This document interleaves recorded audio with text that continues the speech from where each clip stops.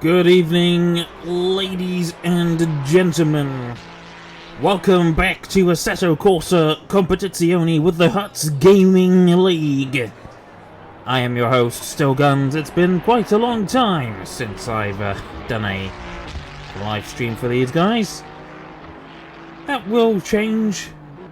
We'll be getting back into the F1 stuff not long after that game goes live.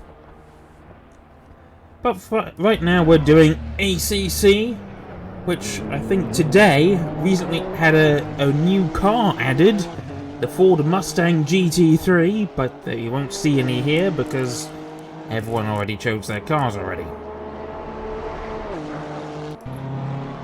Got quite a selection of cars regardless.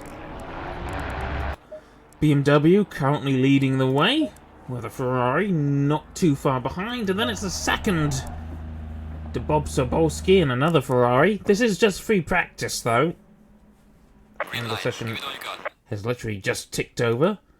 We also have a single Honda NSX, a single Audi R8, oh hang on, let me go back to inside, and a single Lexus RCF, which is quite the difference.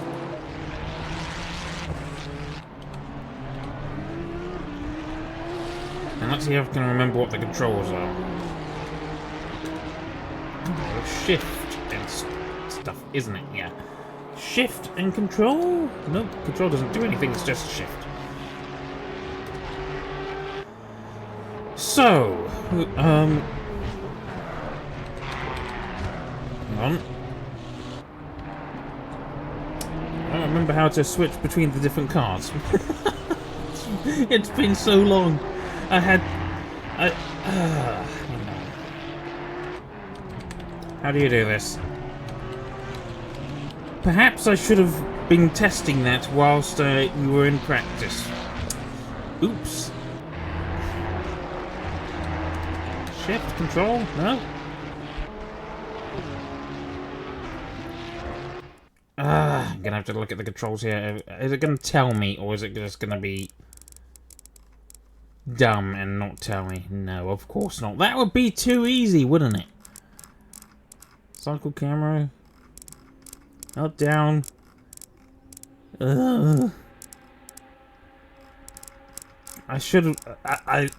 it's been so long since I had this game actually installed that I've just completely forgotten, and all the controls I don't see. It doesn't show anything, because clearly that would be too easy, wouldn't it?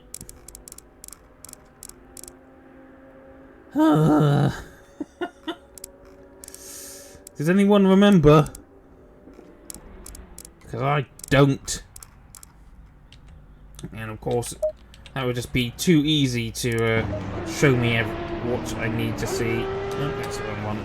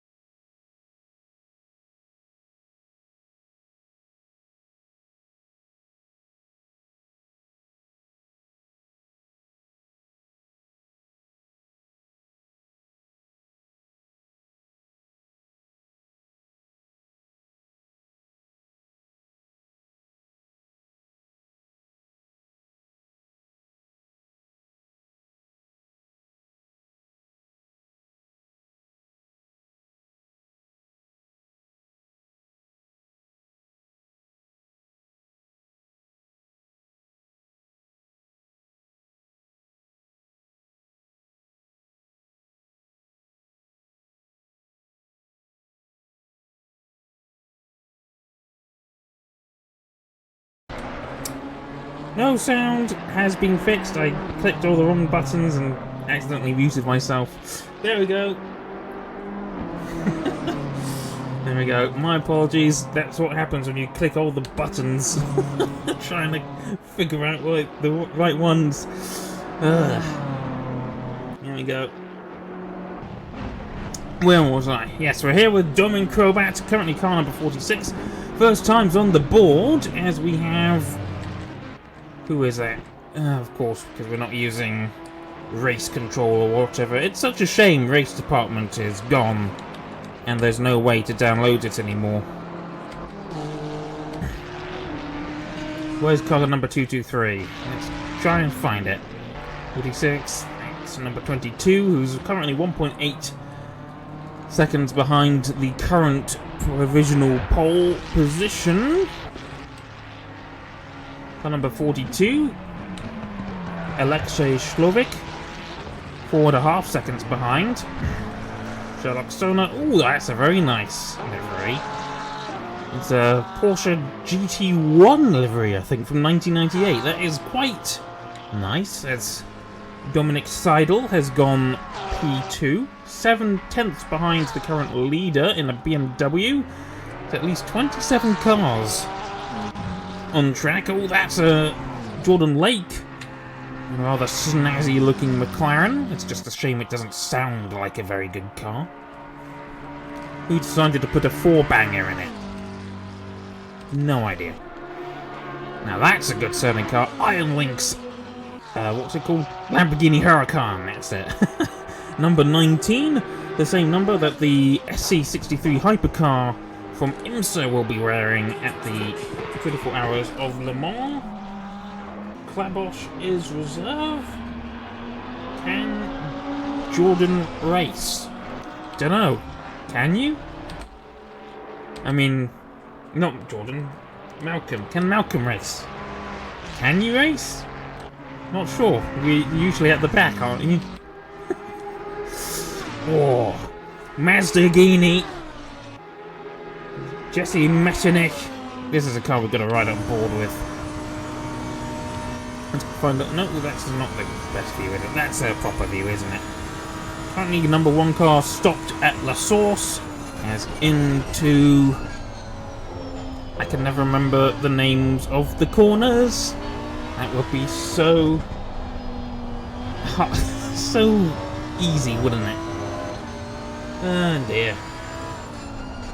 But we've got that V10 goodness, 520 horsepower, at least on paper. Depending on the balance of performance, these cars should be performing within a few tenths of each other.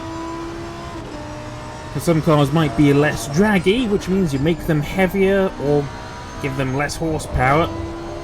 And if the car is draggier than the others, you give it more horsepower or make it lighter.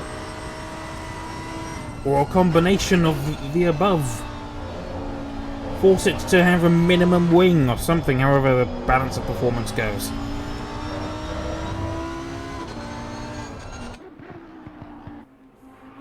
We're going through Stavelot, going very wide, but that's not a Formula 1 line. Heading up towards La Source now. And that V10 screaming. Gotta love it. Through Blanchimont now, and on the run towards the bus stop. Hard on the brakes now. Has he got a clean lap? There's a way to tell, but that's to go back to the original, and I think he might have messed us up on the last run. No, he did not. 2.9 seconds behind.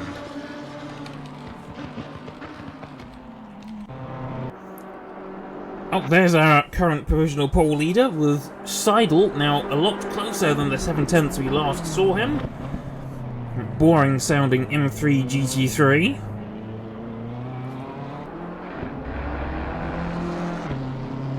Across the line he goes, and he improves his pole time to a 2:16.6, and immediately has just re-increased the gap to 7/10, though it immediately goes down to 5/10 as Seidel has been overtaken by Matheson Hex. They're both Hex people. So, who is this guy? Oh, he's gone back into the pits, maybe. Voinovovic? Oh my god. Voinovovic? Oh no, that's not how you do it. I'm just butchering it. It's Eastern European, I think. Vojinovic. I think that might be it. With Matthijssen behind in a bright pink Ferrari. Why would you do that? Why would you do that to this poor car? Russell Matthijssen from the UK. And yes, Vojinovic is in the pits as was suspected. Where is Matthijssen going to put his bright pink machine? Currently P2 with less than 10 minutes of the session remaining. Bets on how many go around for the first 10 minutes. Jabber to go first. Come now. Come on. And, there's some things that you're just gonna lose the money on. And thus I was unfriended by Jabber. Highland Spring sponsored Ferrari. Okay, whatever floats your boat. It's Scottish. I guess it helps if you're Scottish. I mean, it is Highland Spring. It's Scottish water, I suppose. Number 51, the sole Honda on the field. Across the line has not improved. Lots of people with Hex in their name. Where's that come from? Not sure. As Matthijssen is going back into the pits, probably to put on some fresh tyres. Adrian Sandgreen still not able to get a lap time onto the board. Bartek Sobolski has gone P6. Nicely done. Napier Dalak. I thought it was said Napier Deltic. Oh, that would have been cool.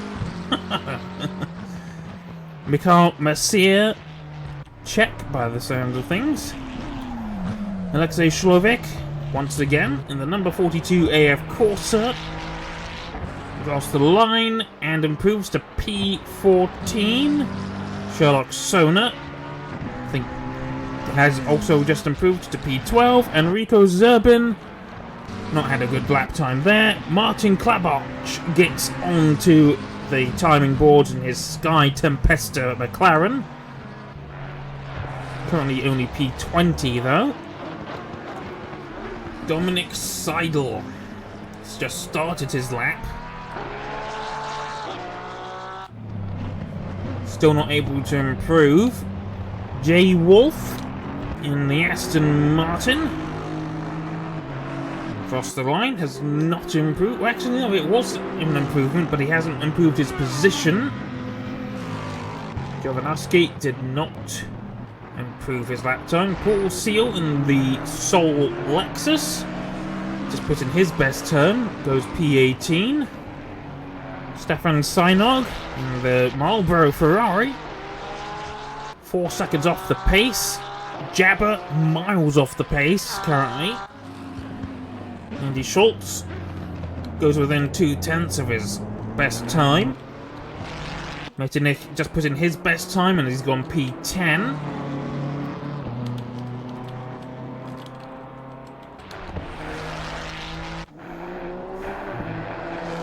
Where can Bolf Ramshield go?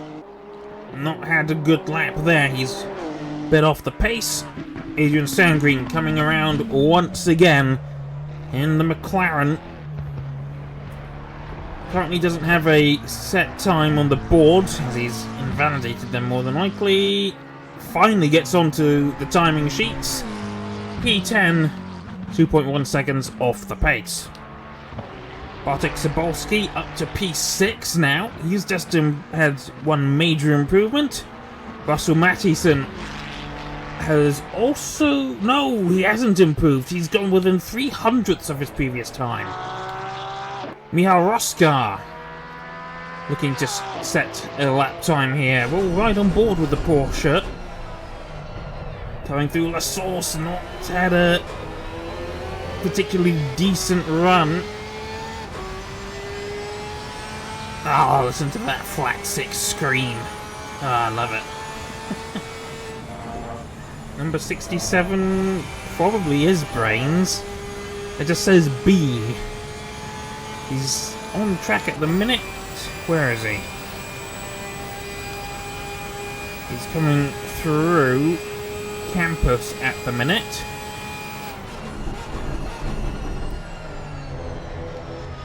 Should we go see if he is actually there? Hang on, he's disappeared. He's immediately gone into the pits. So he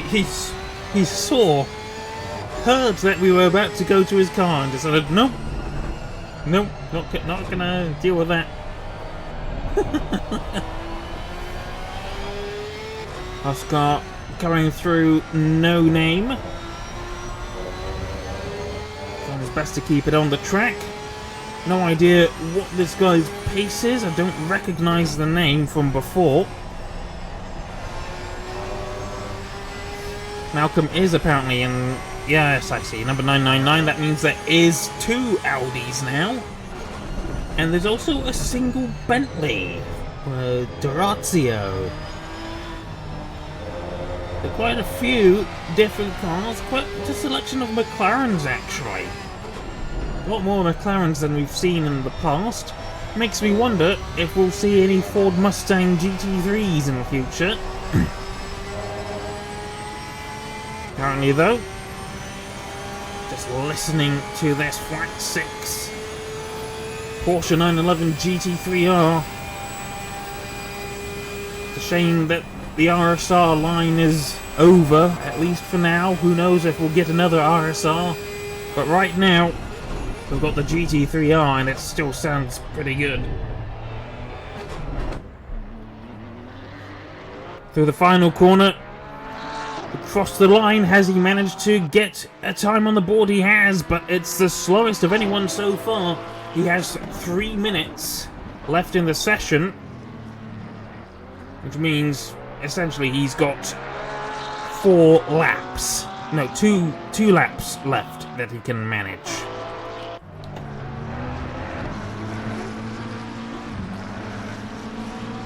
Two McLarens, line astern, the Jordan... Benson and Hedges Jordan McLaren. God, that looks so good. Buzzing Hornets. They go over the throttle in some corners. Odd. I'm not exactly an expert on that, but oh well.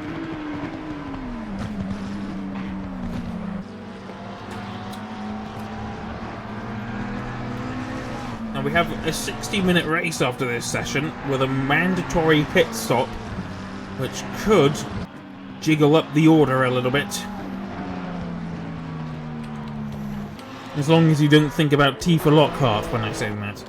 That looks like a... Is that blank? No, it's just a very plain car. That's Jabber. With orange headlights, maybe?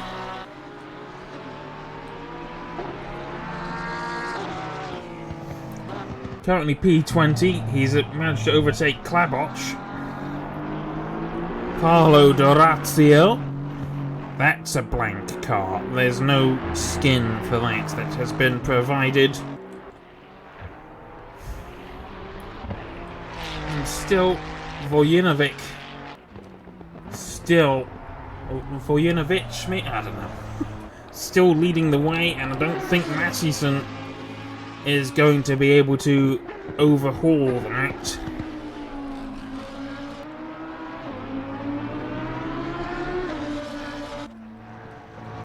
Did I say that this car was the 19 earlier?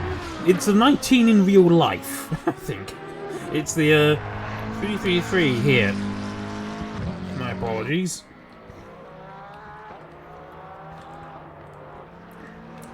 The 223 has not come back out. I think he's called it there. What's going on? We just saw Roscar. He's improved, but not by much. He's got one more lap that he can improve. Let's see who else we can ride with. There's not many people left on track. There's 20 seconds of the session remaining, which means that this might be Zerbin's final attempt at a lap. 10 seconds, it's gonna be very close, and I think he's gone deep into the bus stop. Yes, that does not look like a particularly good line. Where is he gonna go? It's still just a P6 for him. Oh, and the 333 has made a mistake, possibly just retired. More cars retiring as Roy Abercrombie trying to get a time on the board. At this rate, he will start the race dead last.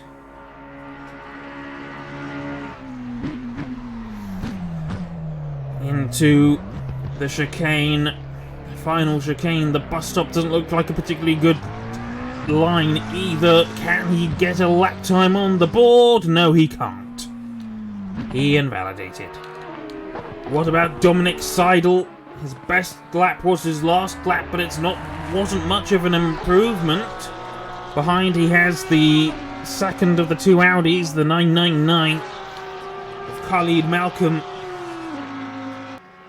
A little bit of a race in a way. What can the 98 liveried GT1 Le Mans winner colours, what can he do?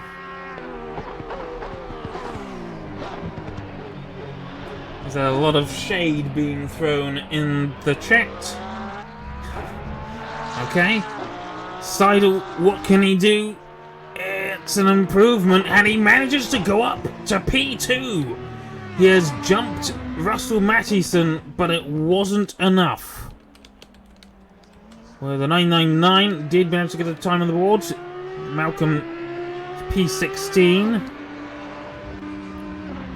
Say Radak P5, and Jordan Lake coming into the pits is P12. Roscar, slowest time on the board. But he will start 28th out of 30 as two drivers did not manage to get a time on the board.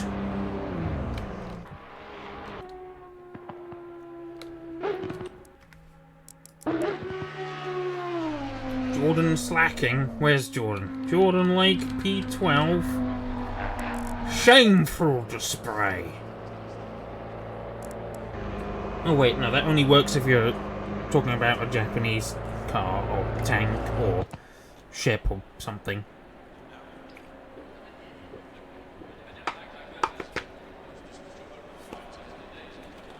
So, a 1 hour race with a mandatory pit stop. Ojinovic is leading the way.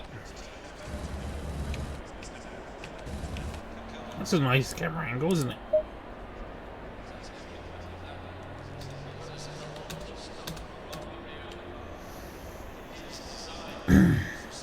I do quite like that camera angle, that's kind of nice. However, this is more of a camera angle that you pass with. Got the heli-cam. This is, the number 333 is on P4. That is not bad for a Lamborghini. We had a few drivers from previous seasons rather, that drove Lamborghinis. I don't remember their names anymore. Less than a minute of... You look so calm. I mean, I expected you to be a bit more happy being fast. Oh wait, there's voices going on. Hang on, I forgot to turn those back off because I've just... Radio comms? It's ambient. There we go. No, that doesn't feel right. It's irritating. I was like, I'm so calm. I was like, what? What do you mean I'm so calm? I'm perfectly calm. Is everyone else? The Flame War in chat must stop. And we have the formation lap about to begin. Should be beginning now.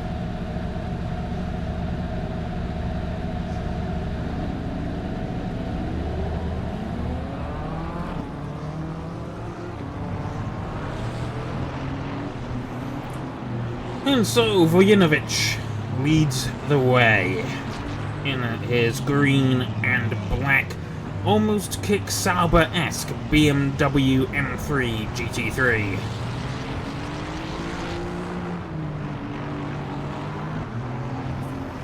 Behind him, Russell Mathieson, I don't know, in a Ferrari 296 GT3.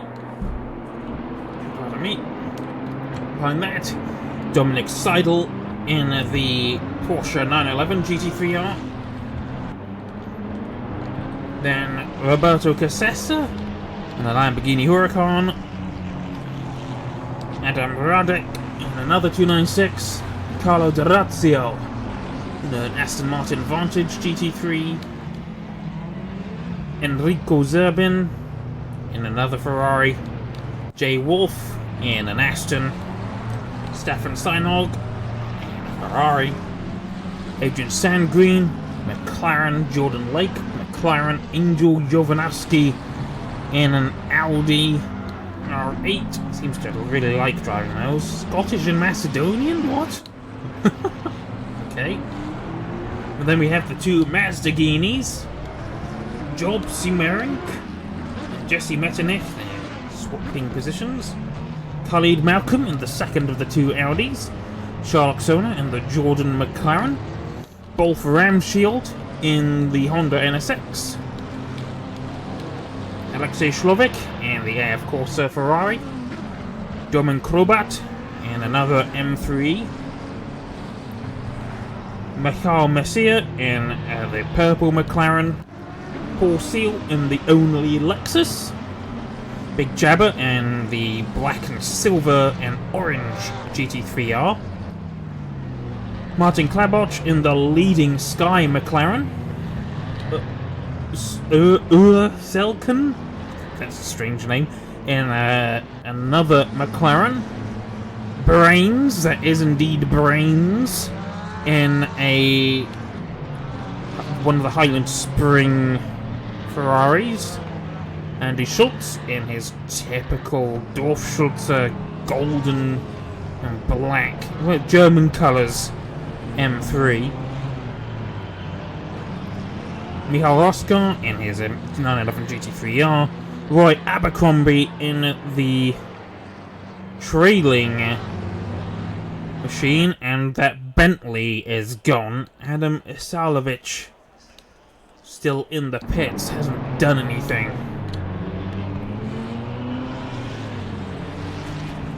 Shank livery is cold. Shank. Thanks, Star. Which one's Shank again? I can't remember. Shlovik?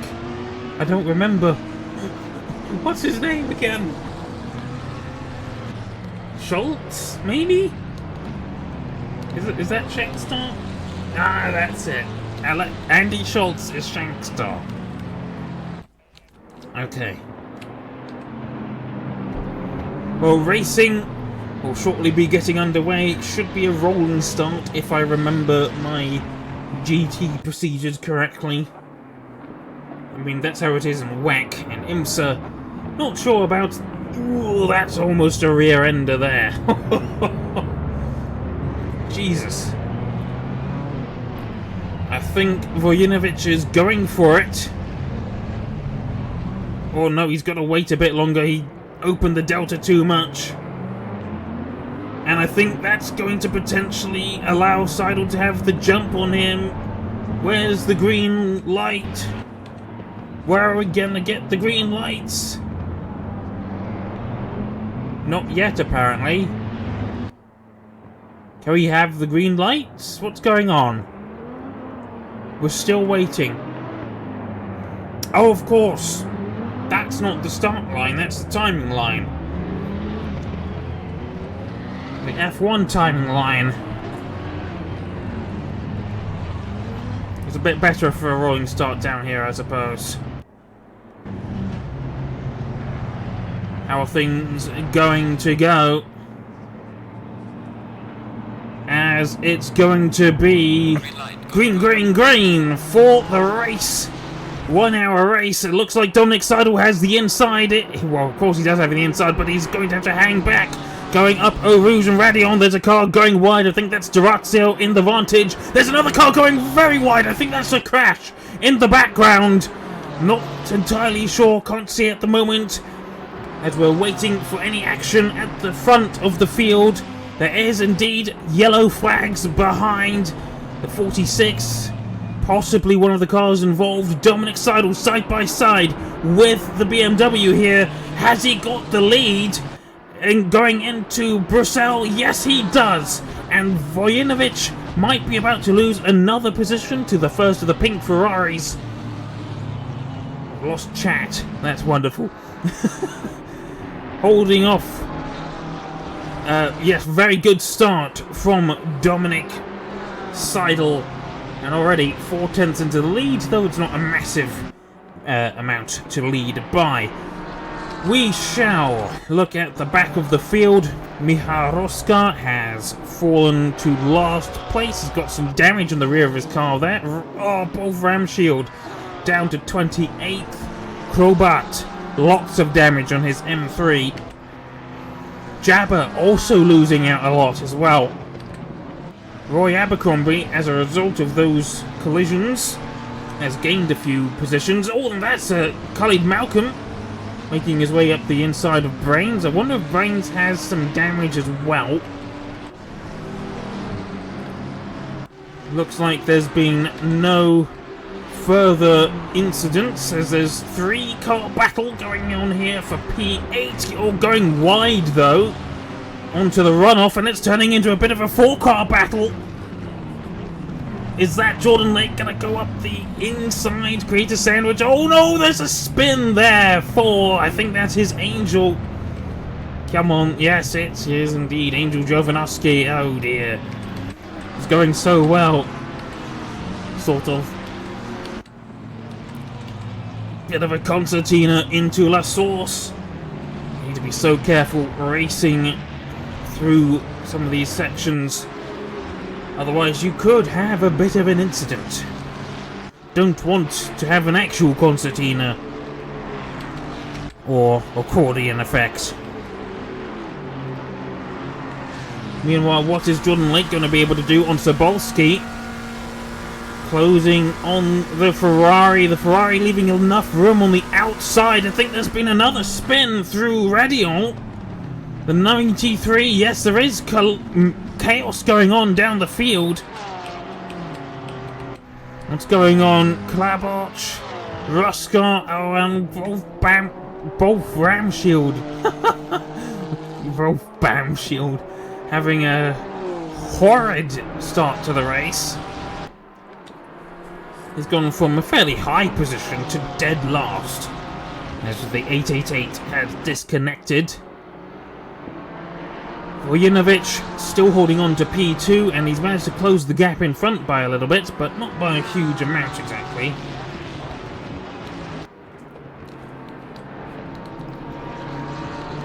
Adam Radek into P4. Can't tell if he's actually managed to gain any positions.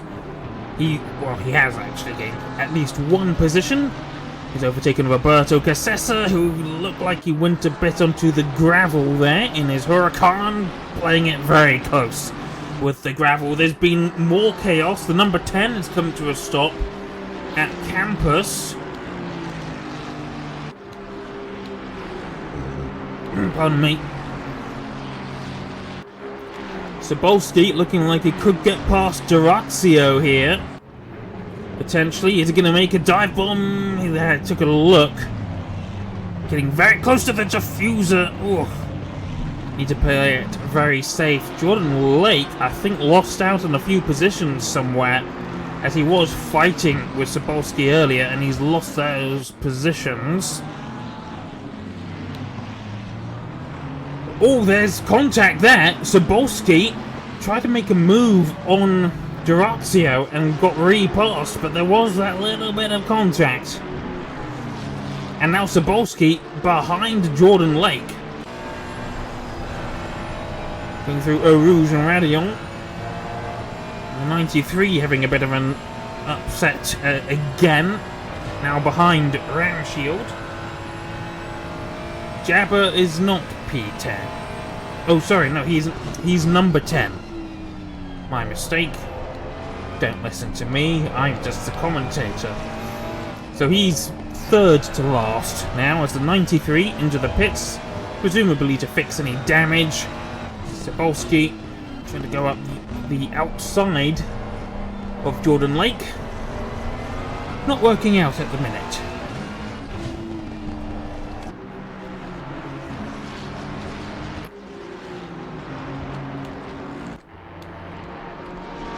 Seidel under immense pressure from behind. We saw him going wide at the double gauche, or Pouhon, whatever you want to call it. Through campus now. It looks like that, according to the chat, Jabber murdered Angel? Not sure. Seidel's managed to open the gap up a little bit more.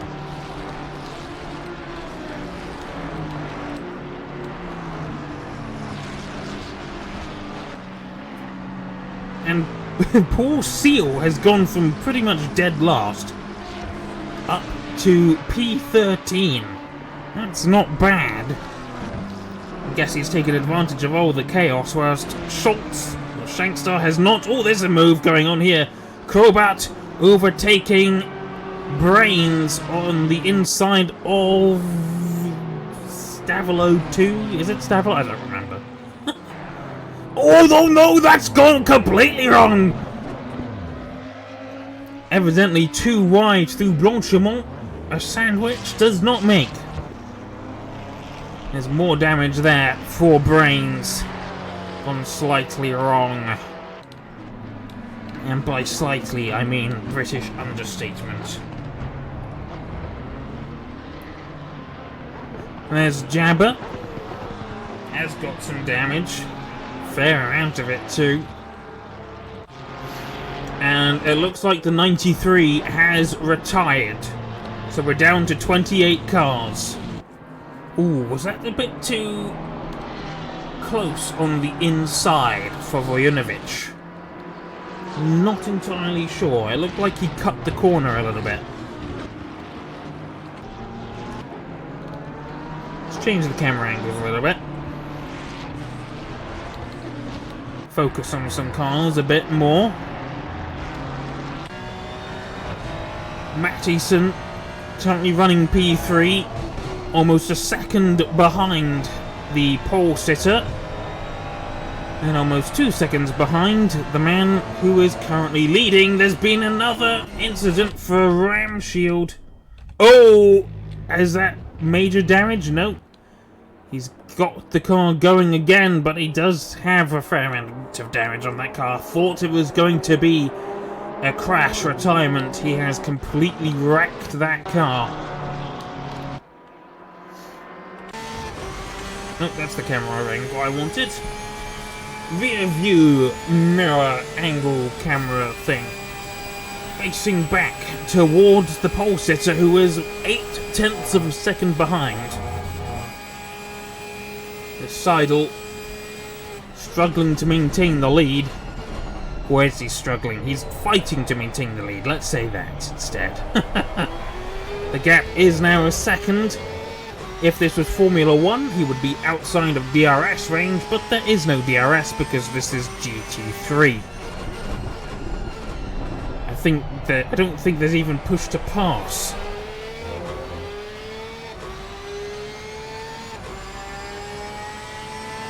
Oh, just listen to that flat 6 though. Sounds better than a particular dump truck that's currently racing in WEC. And if it ever gets added to the game, you will know which one it is, because I will be calling it Well, I won't be calling it by the name that everyone insists it's called. But right now it's not in the game. We have a proper American machine in the game. It's said the Ford Mustang GT3, which hopefully makes its debut in huts not too far away from now. Big gaps as cars behind are having issues. Seidel still not able to open the gap by much, but the gap has opened at least. Jordan Lake, can he make the move? Not entirely sure. He's had to, oh, there's a drift going on for Durazio. This is not initial D. And I think that is going to help Jordan. No, he's having to stay behind. He's got Sobolski for company still, who's looking everywhere he can. And I'm looking at the map, and the number 51 of Ramshield has managed to make it through Eau Rouge and Radion in one piece for once. Oh, going wide for Jordan. Almost losing the position to the Ferrari. Managing to hold on.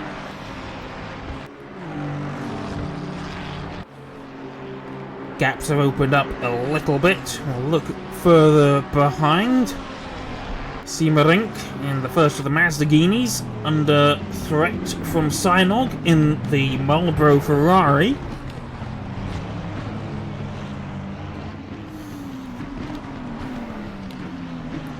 Seal has moved down a couple of positions. Maybe he was legitimately overtaken. Maybe he just made a mistake somewhere.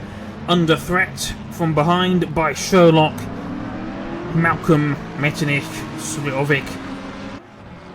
Bit of a 5-car battle going on for P15.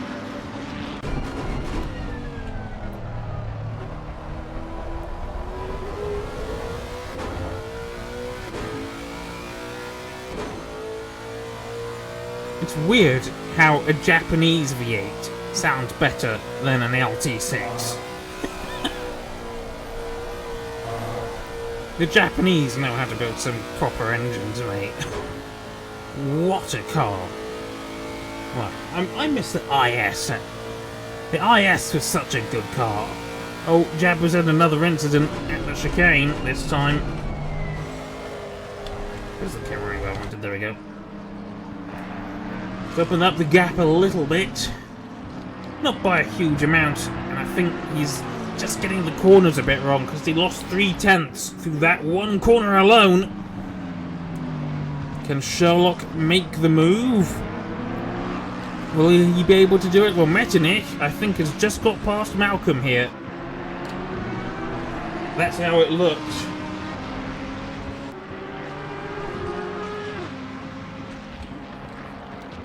Not entirely certain about that. Oh, Jabber has actually had another incident. I just caught him on yellow on the minimap, and he's retired. We are down to 28 cars. That was Metternich having a look up the inside of Sherlock, and now Sherlock is having to defend. Oh, Metternich onto the grass. Not the grass, the gravel, and he's defending the inside from Malcolm, who took a look himself. Oh, and Metternich going round. I think there was contact. Both of the V10 cars go round. Oh dear. That's an embarrassing incident. Embarrassing indeed. Ramshield into the pits. Could he be about to retire? Not sure. Andy Schultz. P26. Either he's having a really bad race or... Hang on, isn't it Schultz who's been the champion at one point? How is he doing so poorly? I don't remember. Or was it someone else? No, it was someone else, I think. I don't remember. Christian Dawn? Ugh. Can't remember. It began with an S. That's all I remember.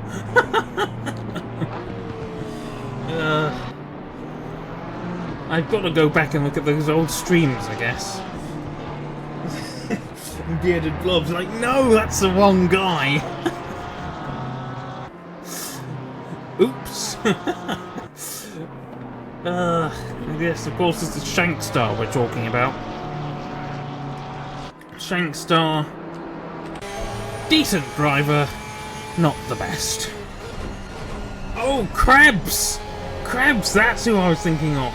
Didn't begin with an S at all. He's got Schultz has his indicator on. I didn't know you could do that. Making way, and he is the first car to be lapped. Oh, and he's proving a bit of a roadblock to Vojinovic. Possibly the gap is 1.2 seconds. He's going to be a little bit mad about that, I reckon.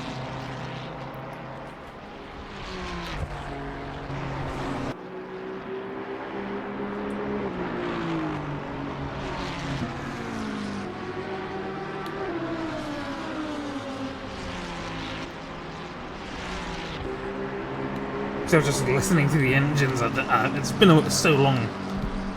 The sounds in this game are actually not that bad at all. Not bad in the slightest.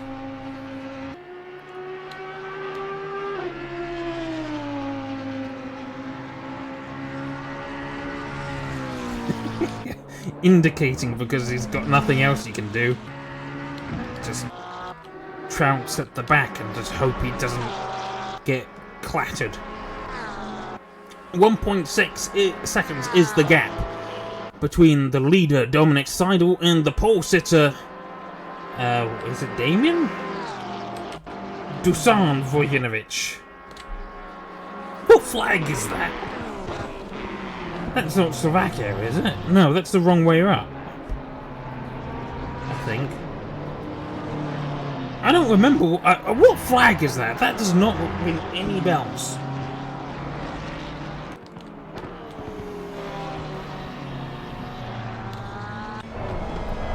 Wrong camera, that angle. Let's go back to this camera angle for now. See where all the action is.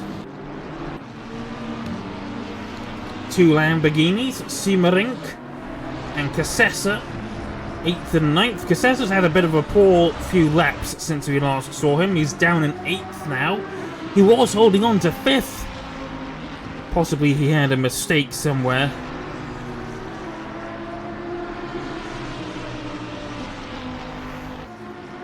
"20 cylinders in those two cars, and what a symphony it is." Can Cassessa get back past the Mazdaghini? Possibly.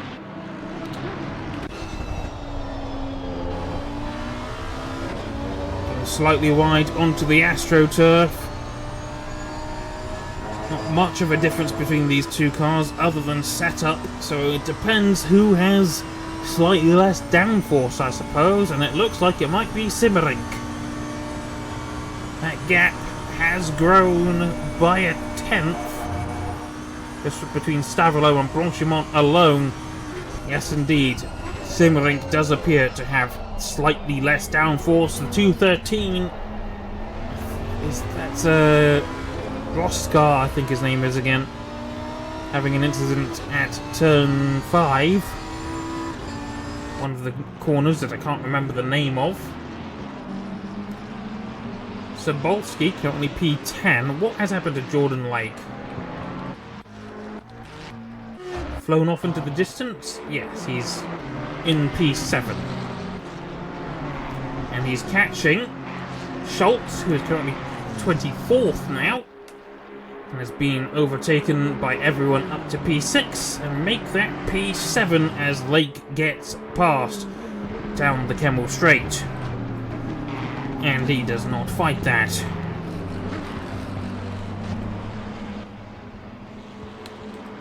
Grazio under threat from Adrian Sandgreen. Is this, well, it's the battle of the British marks. McLaren versus Aston Martin. It depends which one of these two you like more. For me, I like Aston Martins a bit more, I think. McLaren road cars haven't been good since the F1, if you ask me. Oh, bit of a tank slapper for sitting on screen there. Going all initial D on us.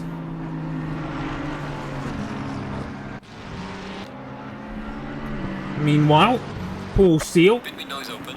Oh, pit window has just opened. Okay. The 93 looks like he might be trying to come back. I just saw his number blinking on the pit lane. So the Lexus still holding off. So no! Never mind. That's a big shunt there. The only thing that would make this even more of a shunt is if the McLaren had a great big axe on top and a bulldozer scoop. And two great big wheels. And its own theme song. That's probably a damaged diffuser. It doesn't look like it's much of a diffuser, but a diffuser nonetheless. That's gonna be hurting the Lexus now.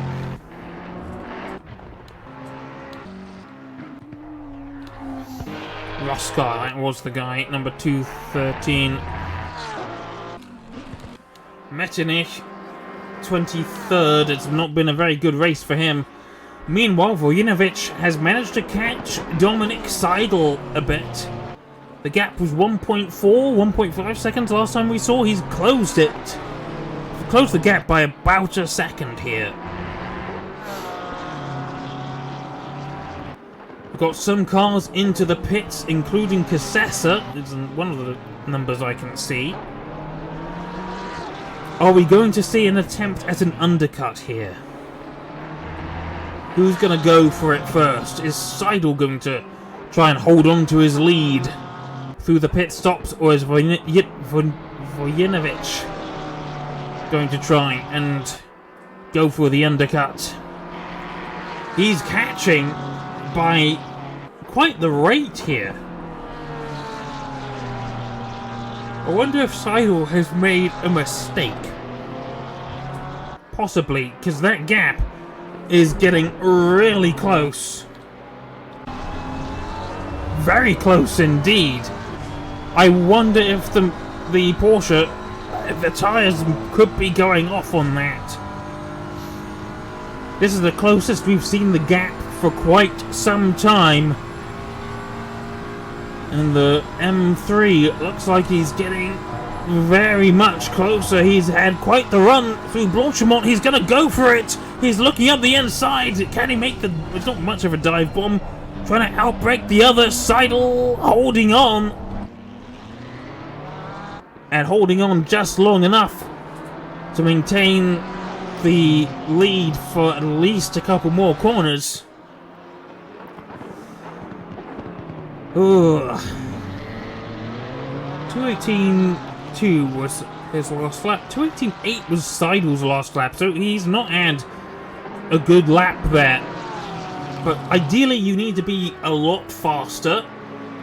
And we've got traffic coming out of the pits. Not going to get in the way of the leaders. But Seidel might be about to lose the lead here. Vojinovic going up the outside. Can he outbrake the Porsche through the first proper chicane? And I think he's got it wrong, but so has Seidel. And he's back into the lead.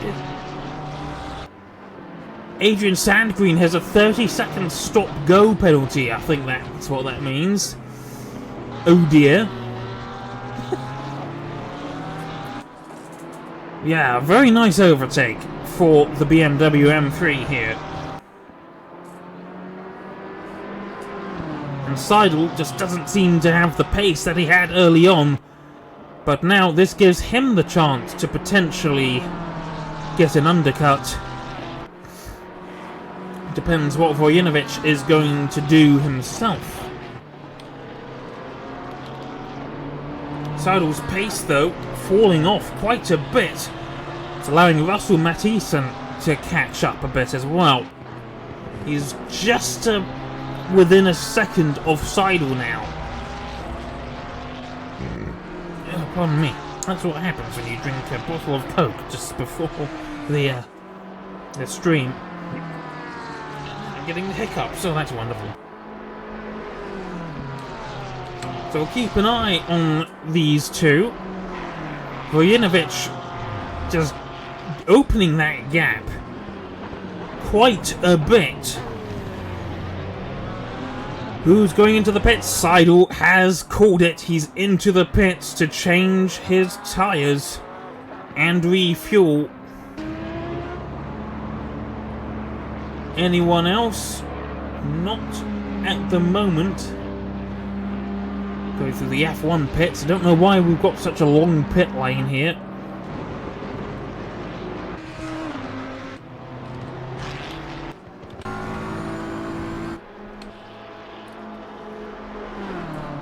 This is allowing Vojinovic to just fly. He doesn't have to. He doesn't have any pressure, immediate pressure behind him, but he knows that Seidel is probably going to be pretty quick when he comes out of the pit lane himself. So it's just a question of whether or not, well, if he can jump him in the pits. Roscar almost going sideways on the exit of the chicane there. Almost created a roadblock that would certainly have destroyed Vojinovic's chances of holding the lead.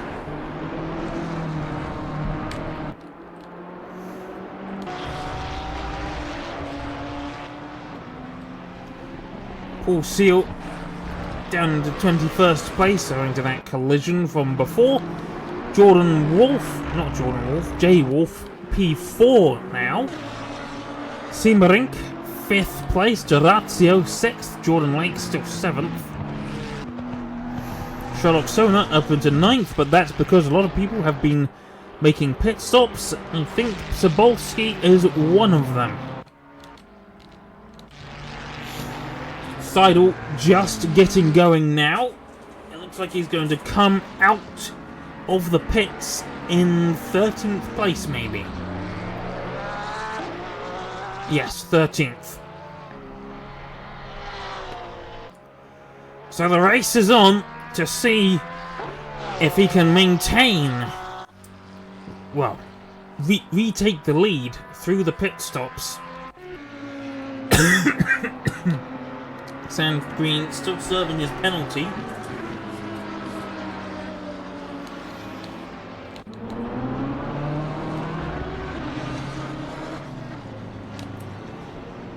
Vojinovic coming through La Source as Seidel is entering Purcell. Not under much threat from behind at the minute. Mathieson about 2 seconds behind, I think he is. Siemerink into P3 now as more cars have made the pit stops. Coming to the pits rather, including Wolf and Radek, Roscar. Sona staying out. Zerbin into the pits. Sobolski going to almost certainly gain some positions here. A number, I would imagine. But he's got Crobat for company. Darren's looking McLaren there for Selken. Brains P12. Seidel P13 still. Not closing on anyone, but not really falling behind either, I think.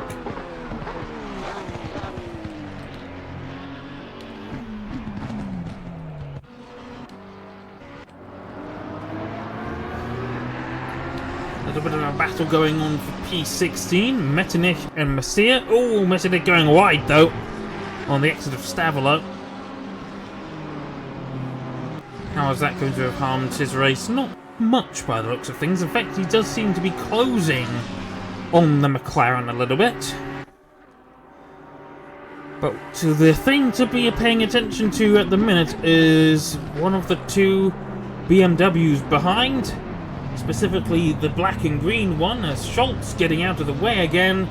Vujinovic staying out. Matthiessen comes in now, and this is going to really tell us just how things are with potential undercuts, as the 67 has had an incident. Had a spin, maybe. Where's the 175? Where's Seidel? We are halfway through. Keep pushing. He's quite a ways behind. Currently P9 as he's overtaken a few cars in the pits. Is that damage on his car? Or was that just part of the skin? On the rear left bumper there.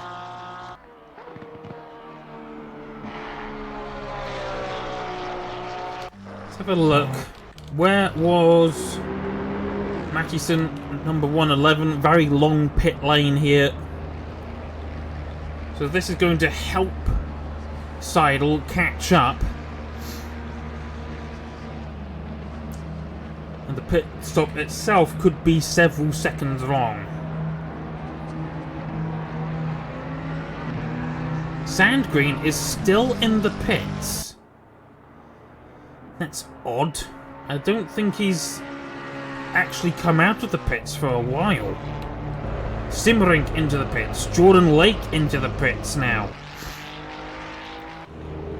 Krobach into the pits. Selken coming into the pits. Seidel entering the bus stop now. Where is he going to put his car? Can he get ahead of Matthiessen? And what is the gap going to be like? Previous lap was a 2:18.7. About a second, 1.3 seconds roughly slower than his previous best. And I think he might be about to lose the position to Matthiessen here.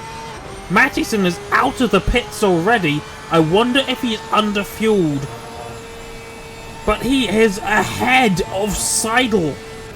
He's already on the Camel Straight. Either that was a lightning quick pit stop, or potentially he's going to have very cold tyres and is going to be quite slow. We're just going to have to wait and see. The gap is 5 seconds. Slightly, give or take. Can Seidel close the gap? He has to be going a lot quicker than this. Certainly that slow in-lap could not have helped, but he must have had a slow out-lap too. And that's going to be good news, actually, for our leader, who is... where is he? 223. Where is he? I don't see him. There he is. He's still got his pit stop to do, as does Brains and Malcolm. Sinog is in the pits, so he'll have that one taken away soon enough. Vujinovic with the warm tyres. If you can see what the leaderboard is at the minute, you should be able to see that Metternich has jumped. Not Metternich. Matthiessen has jumped Seidel in the pits, which seems like that he should be able to jump the pair of them. Well, I say jump. Managed to stay ahead. But the gap could be shrinking rapidly. Still doesn't look like a great gap, though, between the 111 and the 175 as they're going down the F1 pit straight. One car exiting La Source as the other enters it. Bit of traffic. Get out of the way. Come on. How does it go? Blue flag, blue flag. Come on, blue flag. Getting in the way a bit. And still staying out. He's going to make sure he has the freshest tyres he can at the end of the race and underfuel the car, I suppose. So it could be why he was slower in the beginning, because he had a heavier car due to having more fuel. Oh, Sherlock looks like he had a bit of an incident, had a yellow flag at campus.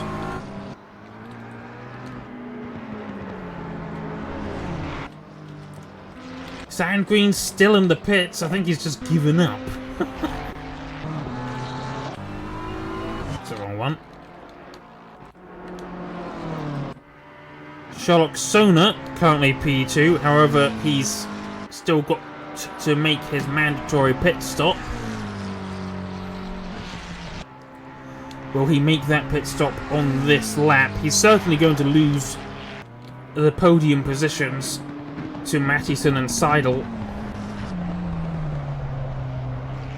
And he is coming in on this lap. Going to underfuel slightly, I suppose. Oh, Selken has gone very deep into the chicane. He's lost a position, I think. No, he was just being lapped. The gap between Mattison and Seidel is 3.2 seconds. Seidel did close the gap, but it wasn't by enough. And Metternich getting out of the way of these two now.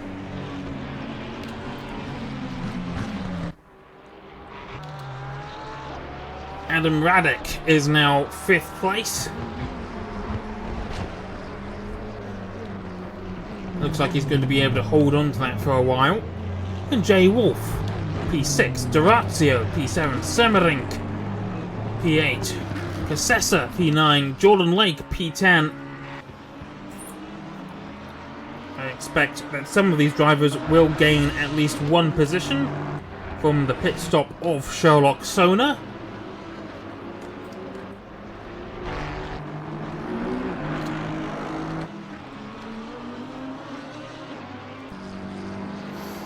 Certainly they will gain one position.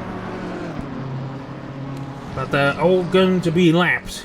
Vujinovic, 2:18.8 on that last lap. Which isn't a particularly quick lap.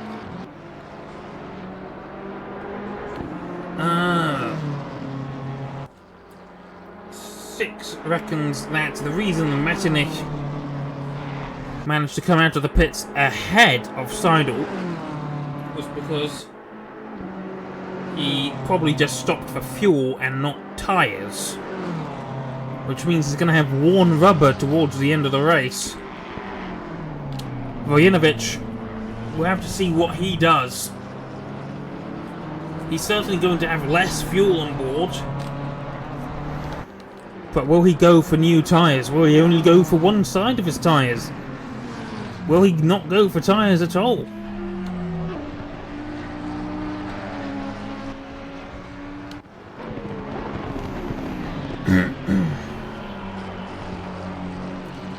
Ascar's getting in the way of Seal and Sona, who's come back out of the pits lane into P14, and Seal is being held up by the slow-moving Roscar, who wasn't getting out of the way in time. Now go and be a roadblock for Sona, for Sherlock. A little bit at least. He's had a better exit than Seal, I think. That's weird. Back marker having a better exit.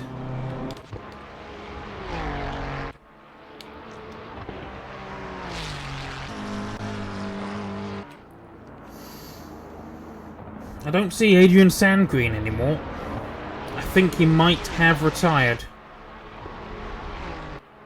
Gap between Mattison and Seidel, 2.5 seconds. So that gap is still closing.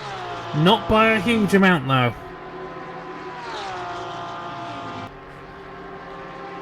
Not by a huge amount at all. Meanwhile, I wish I could still see the 223 still staying out. He is going for quite a tremendous time. Seidel, though, getting it all wrong. Through the chicane, he's lost 6/7 tenths of a second, 8 tenths of a second through a single slide, and all that hard work has been undone. He's got to do it again on tyres that are going to be a little bit more brutalised. Brains has a 30-second stop-go penalty now. Not sure how that happened. Radek going a bit wide. Currently P4.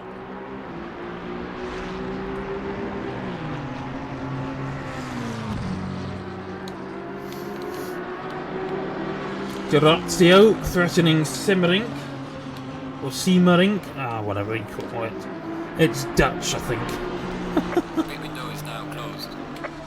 Pit window has closed. So what's going on with the leader then? Because this is someone who still has not made his mandatory pit stop. And the pit window has closed. He's still having a decent race here. He's got quite a gap to the car behind.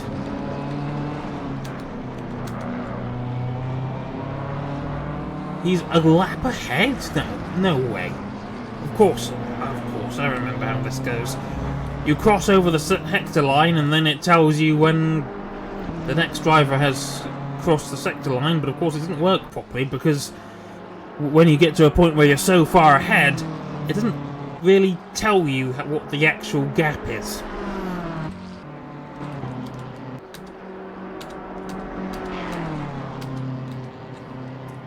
Unless perhaps we looked at the basic HUD. That's not what I want. How do I change the MFD? Ah! Meow! Meow! I'm pressing all the wrong buttons again. I don't know how to change the car electronics thing in the corner. Such a klutz. And I've just noticed I've got a huge amount of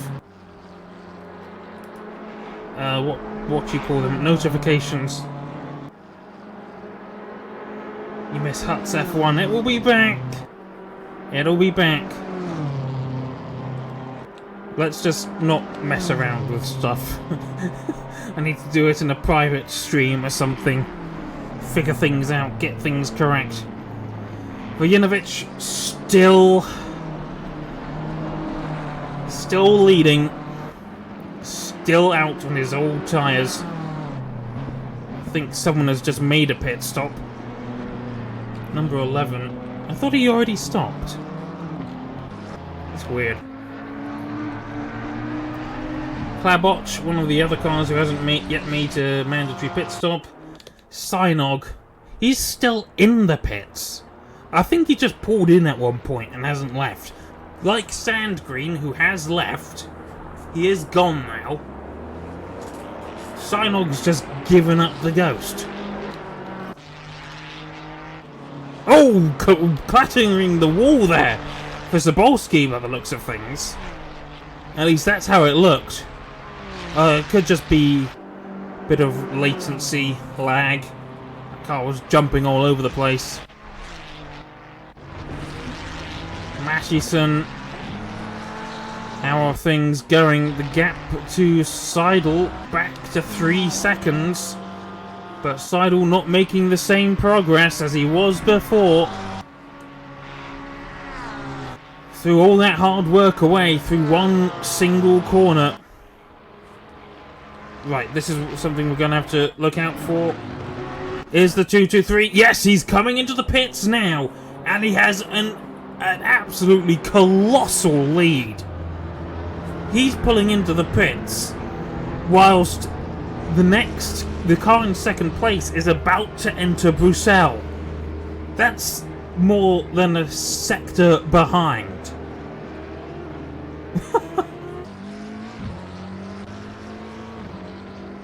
That is like 2 sectors behind. That's nuts.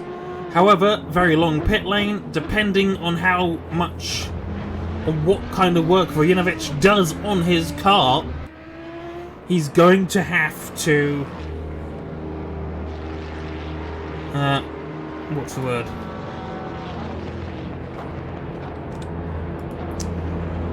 Yeah, he might potentially lose out here. But since he's stayed out for so long, he's not going to have to put as much fuel into his M3.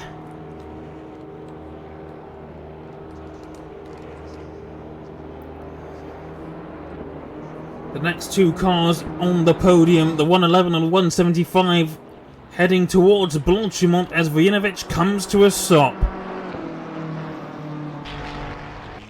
And here is the P2 man, Russell Mathiasen, just entering the bus stop now. Are his fresher tyres going to have helped him here? We shall see. What about Seidel? Very good lap times from the two of them there. Seidel's actually managed to close the gap by about 2/10, whereas Vujinovic is already on his way out. Did he put on new tyres?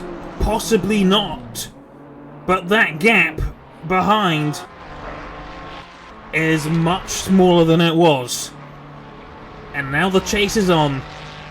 It still says he's got to make... Oh! He's got a penalty! Vujinovic has potentially made a massive error here. And he's pulling off.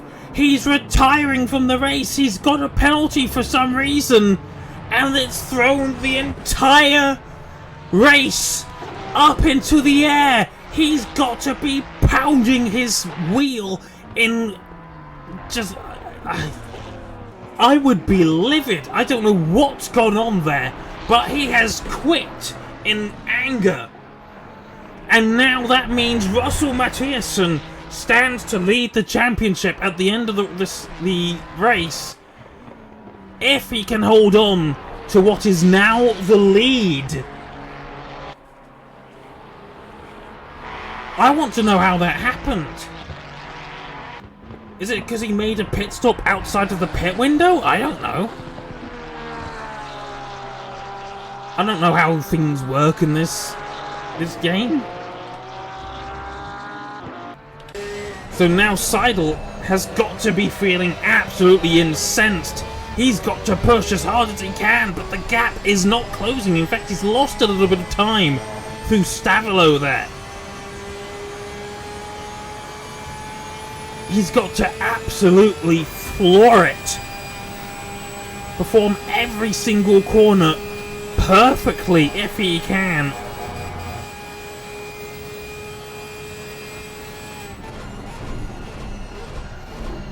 The gap, 2.7 now. What are the lap times going to be? Mathiasen's last lap was a 2:17.8. Well, last lap now was 2:18.0. Seidel slightly faster. He did lose that little bit of time through Stavilo, so it could have been a bit more faster. It's not really a word, is it? But oh well.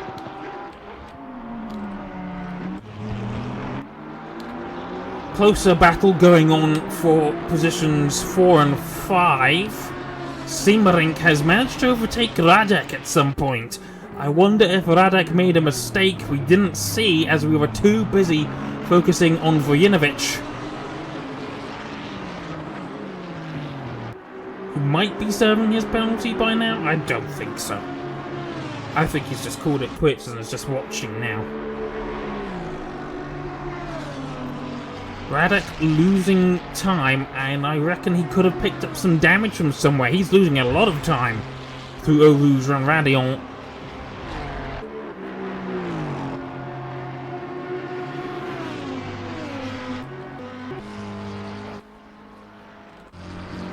What an upset.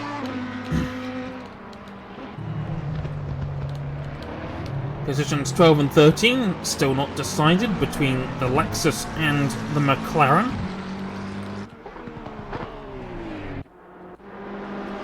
And there's no real close battles at the minute. Seidel's lost more time, and I think Mathiasen is driving as well as he can as well. Understandably. Means the closest battle is not really a battle at all, it's just two cars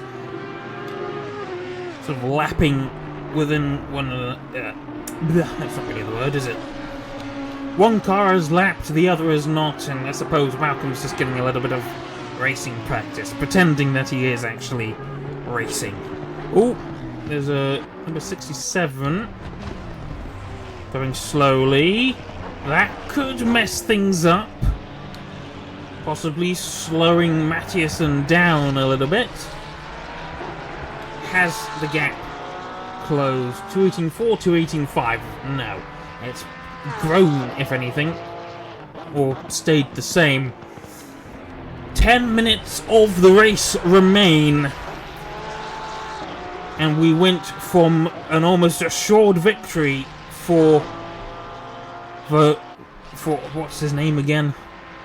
Dusan Vojinovic, to what is now more than likely going to be a victory for one of two drivers.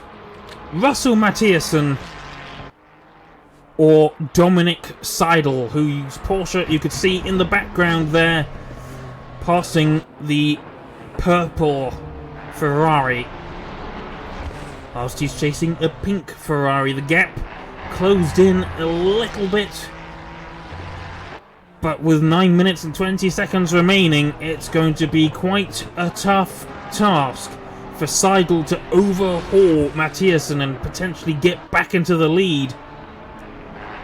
It's just a question of how much Mattiasen's tyres are screaming for mercy.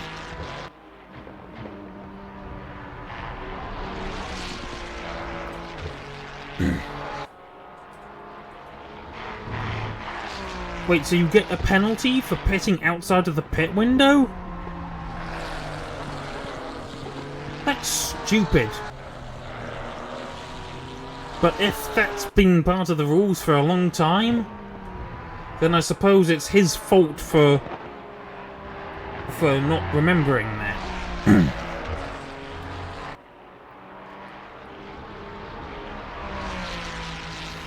That gap is sort of fluttering between 2.8 and 3 seconds.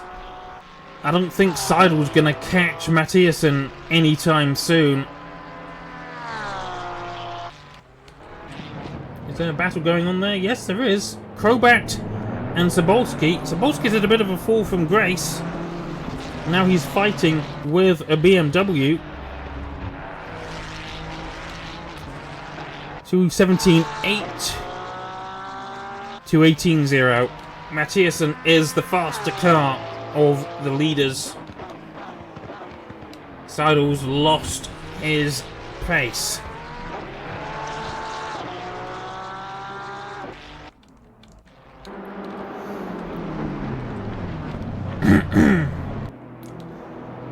Is Shankstar going to get in the way of Krobat? Nope, he's going to get out of the way. Allow these two to continue fighting.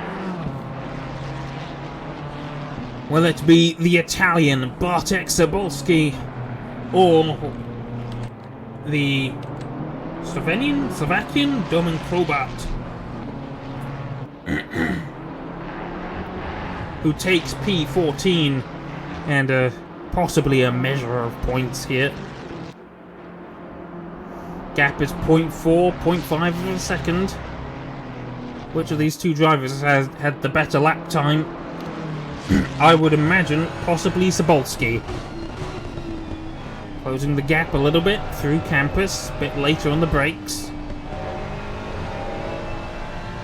Oh, bit of a slide for Krobat. And another slide. Could be tyres on the edge of tomorrow.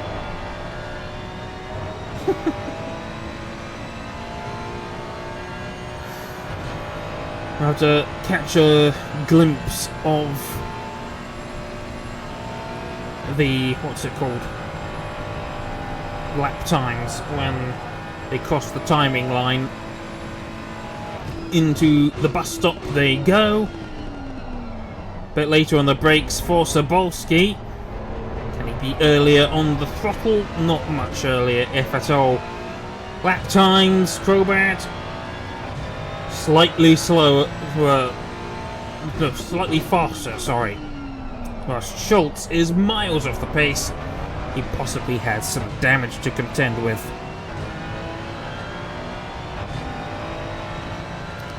So the BMW slightly faster than the Ferrari here.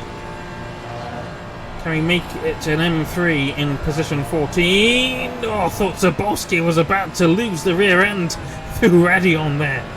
Woof. Hang on. P2 pen. Oh! Seidel into the pits. He's got a drive through. And that has ruined his chances of taking victory and also his chances of a podium, which means Jay Wolf and Job Seymarink in to take the positions 2 and 3. What a disaster of a race for Seidel. He had such a good start, and now he is losing so many positions. To drive through this late in the race, that is destroying. Absolutely destroying. We've got a spin up ahead for Brains. That could prove difficult. Brains has to make sure he stays out of the way. Oh, and he's onto the gravel again, which is kind of handy for the Mazda Gini. Got out of the way just in time.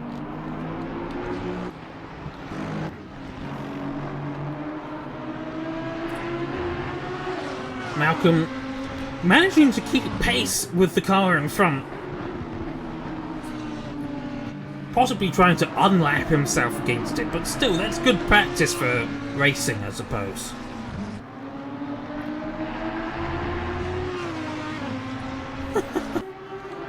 Yellow flags? Possibly? I saw a yellow flag. That's just Brains again, having issues.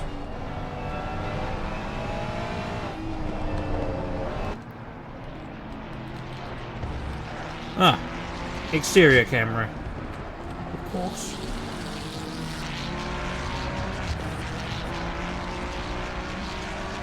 That's a nice view, isn't it?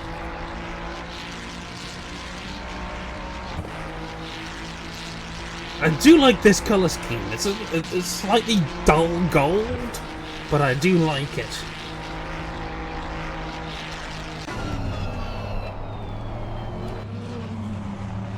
Meanwhile, our Mazda Gini here.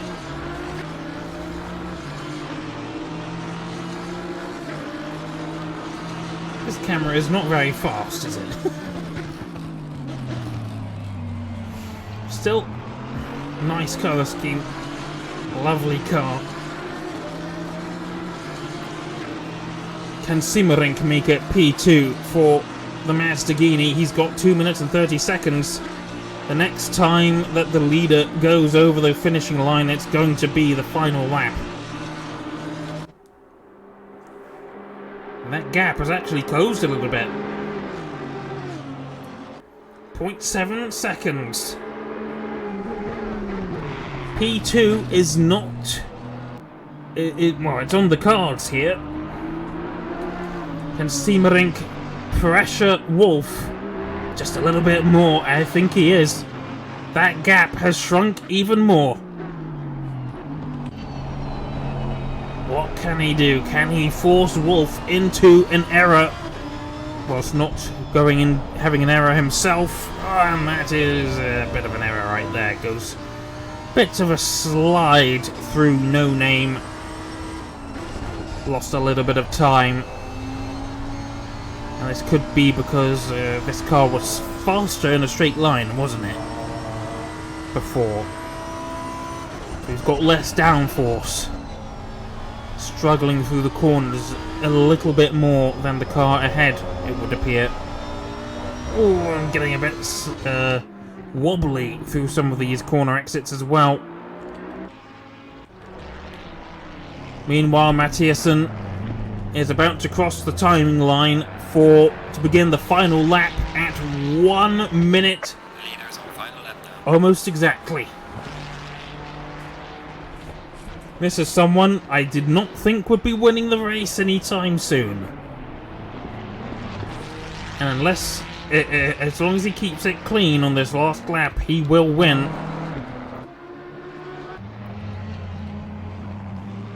Which also means that this is a final real attempt that Seymarink is going to be able to have to overhaul Jay Wolf here. Have a look at everyone else quickly. Jordan Lake is not under threat from anyone. Seidel, Messier, far away from each other. Sona and Peel. Sherlock did manage to get past Seal in the end. Did they just call him Peel? Don't remember. Let's keep an eye on things here. Aston Martin still leading the way. We've just had someone subscribe. Iron Steelix, thank you very much for the subscription. Or was it following? I don't remember. I don't know which one it is. Either way, thank you very much for clicking one of those buttons, as Brains has had an incident through Radeon, and I think Simrink is losing out on a P2 finish here. The race clock has hit 0. This is the final lap. We had the white flag. It will be checkers next time around. I wouldn't call this an indomitable performance from Mattiasen. He was not the favourite by any stretch of the imagination as he flashes his headlights. I think that's a sort of get out of the way, leaders incoming, I'm about to lap you sort of sign that endurance drivers do. Ooh, Vosco, oh, having a crash right in front of the leader. Almost collected Mattiasen, which could have seen Jay Wolf winning the race had it gone particularly wrong. That was mighty close as Russell Mattiasen takes victory. What can Wolf do? Seamarink is very close here. He is extraordinarily close. That's not the right camera angle. Is he going to make the dive bomb? Wolf covering off the inside. It was perfect defending from the Aston Martin there. And unfortunately, that's just going to have to be all she wrote for the Mazda-Gini, especially as he got the final chicane just a little bit wrong. It's still a well-deserved podium. Well, reasonably well-deserved podium for the Mazda-Gini. Durazio finishes P4 from I think a P6 start. Radek lost a position through the race. Cassessa was under threat from Jordan Lake in the dying stages there. Managed to hold on to P6. Seidel is only going to finish a pitiful P8 after leading the first 30 or so minutes of the race. He picks up minuscule points compared to what he could have got in the end. Jovanovski will finish off the P10, the top 10 rather, after being spun in the first few minutes of the race. That's quite a recovery. As things start going a little bit wrong, people are leaving. So it's messing some things up on the timing board.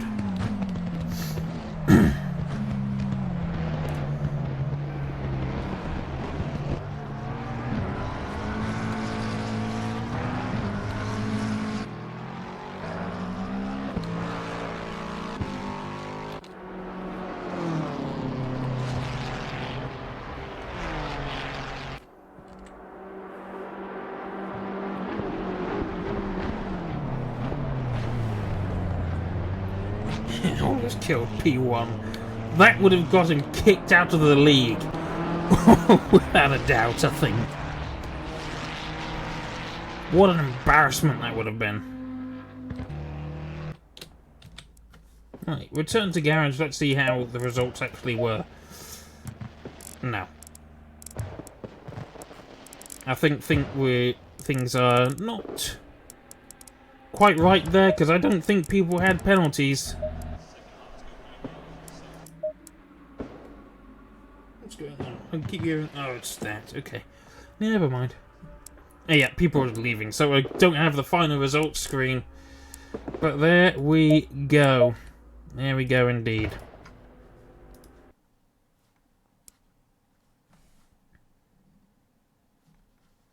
Let's turn that off quickly, shall we? Yeah, there we go. So, there we are indeed. That was round 1 of the season at Spa. There's only a mini season, I think, not many rounds. Only 6 races, I think. Let's have a look. Where's the calendar? Yeah, next round is on the 15th. It will be at the Nürburgring. Round 3 will be at Zandvoort. Round 4 will be at Suzuka. Round 5 will be at the Red Bull Ring. And round 6 will be at Barcelona, Catalunya. And I think that's all of the rounds we're getting. Still, not bad at all. Quite the race we had. So, thank you very much for watching, everyone. It was a pleasure to be streaming again. And until next time, thank you very much for watching, and good night. Meow!